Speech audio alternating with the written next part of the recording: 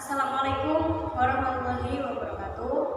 Perkenalkan, nama saya Bibit Berazizah, NIM 190611643224 dari Offering PJKI 2019 Universitas Negeri Malang. Saya di sini akan menerangkan tentang belajar dan pembelajaran.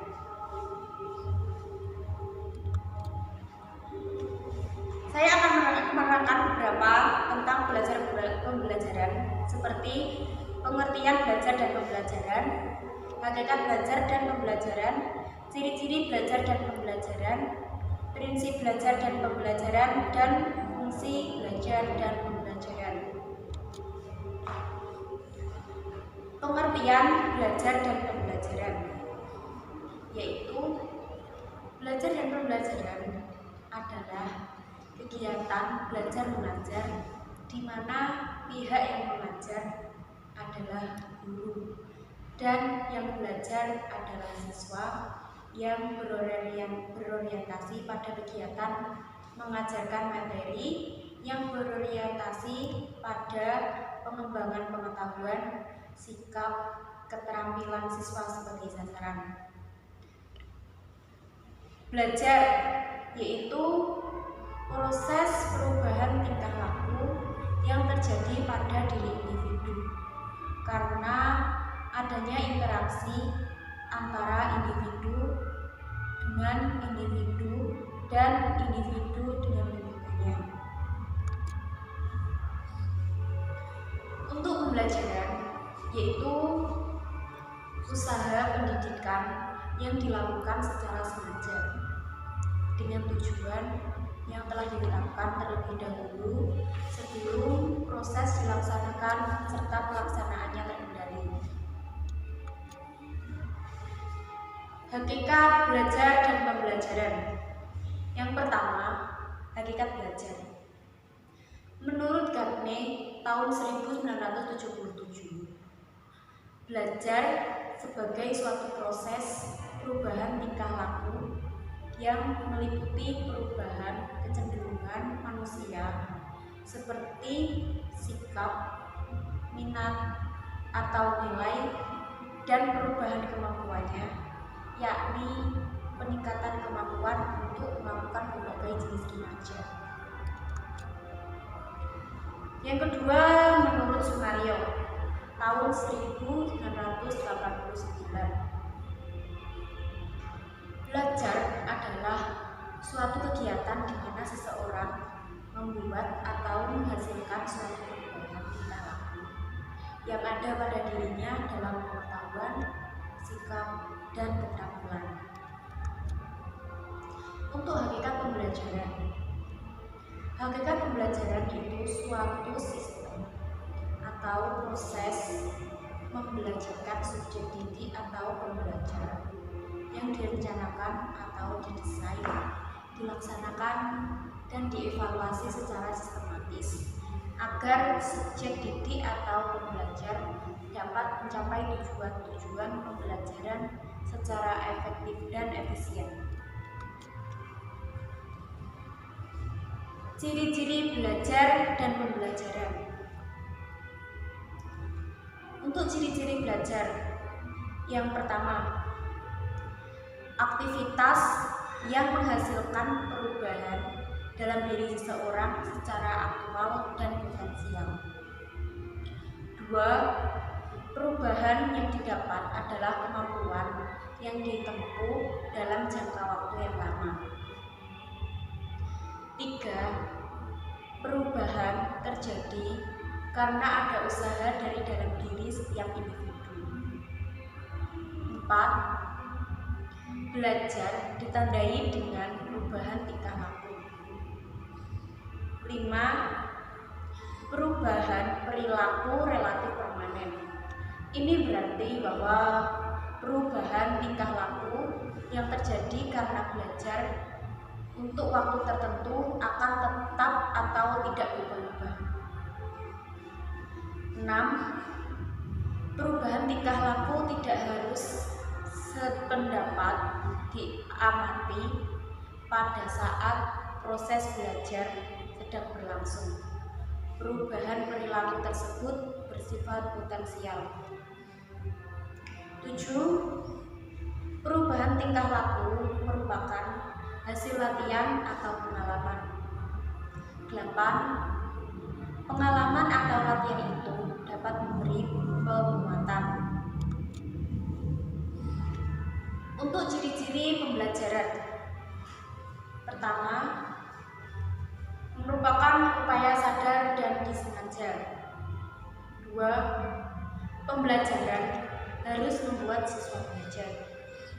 3. Tujuan harus ditetapkan terlebih dahulu sebelum proses dilaksanakan. 4. Pelaksanaannya terkendali, baik isinya, waktu, proses maupun hasil. Yang berikutnya, prinsip belajar dan pembelajaran.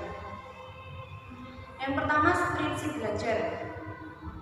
Prinsip belajar ada 5. Yang pertama, apapun yang dipelajari siswa, dialah yang harus belajar, bukan orang lain. Yang kedua, setiap siswa belajar sesuai dengan kemampuannya. Yang ketiga, siswa akan dapat belajar dengan baik bila mendapat penguatan langsung pada setiap langkah yang dilakukan selama proses belajar.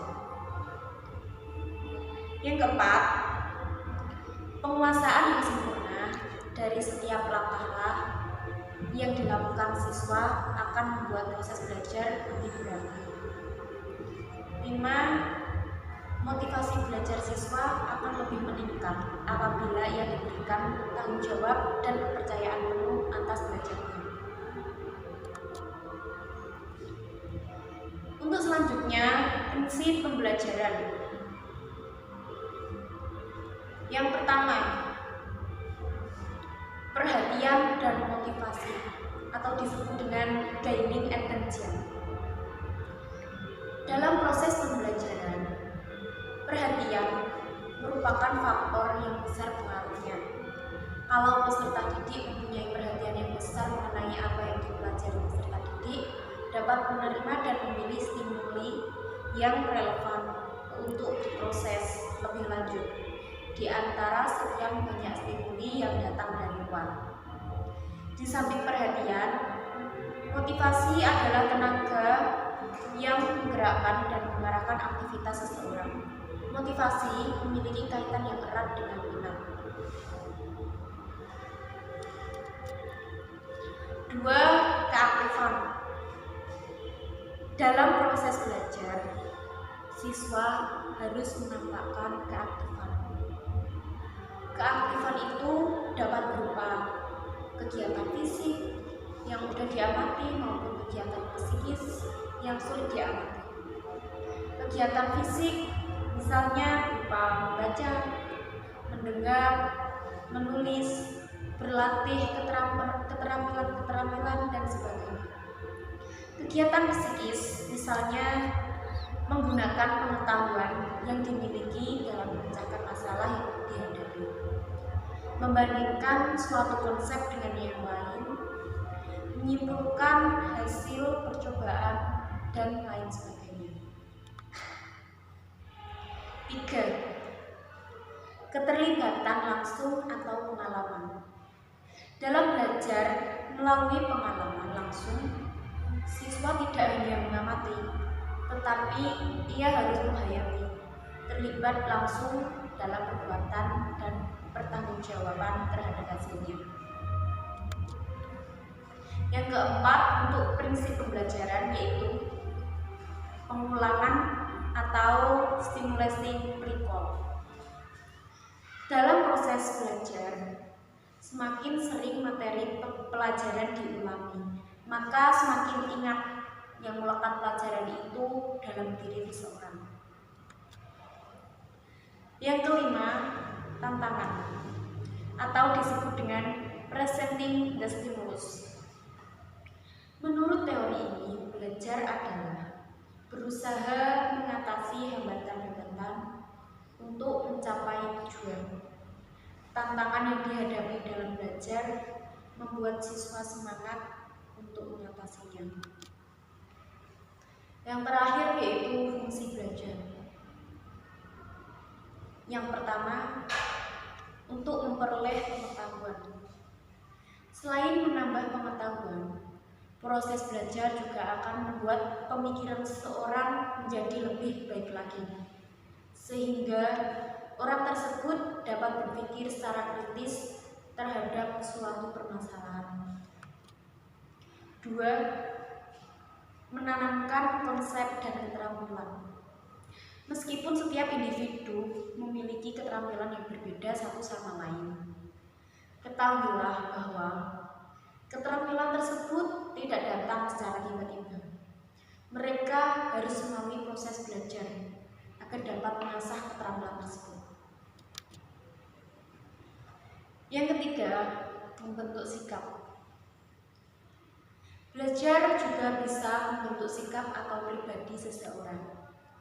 Dengan pembelajaran, seseorang mampu menumbuhkan kesadaran dalam dirinya, sehingga membentuk sifatnya seperti sekarang.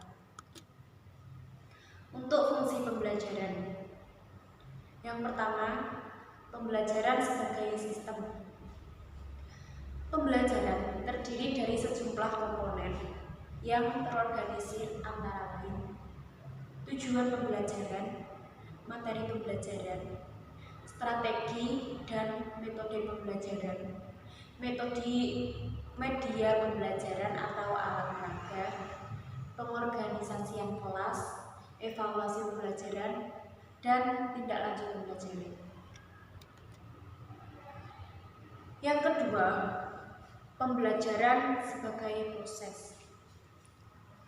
Pembelajaran sebagai proses merupakan rangkaian upaya atau kegiatan guru dalam rangka membuat siswa belajar yang meliputi 1. Persiapan, merencanakan program pengajaran tahunan, semester, dan penyusunan persiapan mengajar dan penyiapan kelengkapannya, antara lain alat peraga, alat evaluasi, buku, atau media cetak. Yang kedua, melaksanakan kegiatan pembelajaran. Dengan mengacu pada persiapan pembelajaran yang telah dibuatnya, banyak dipengaruhi oleh pendekatan atau strategi dan metode-metode pembelajaran yang telah dipilih dan dirancang penerapannya, serta filosofi kerja dan komitmen guru, persepsi dan sikapnya terhadap siswa. Yang ketiga, yaitu menindaklanjuti pembelajaran yang telah diperoleh. Kegiatan pasca pembelajaran ini dapat terbentuk pengayaan atau disebut enrichment. Dapat pula berupa pemberian layanan remedial teaching bagi siswa yang berkesulitan belajar. Terima kasih, itu yang dapat saya sampaikan. Kurang lebihnya saya mohon maaf yang sebesar-besarnya. Wassalamualaikum warahmatullahi wabarakatuh.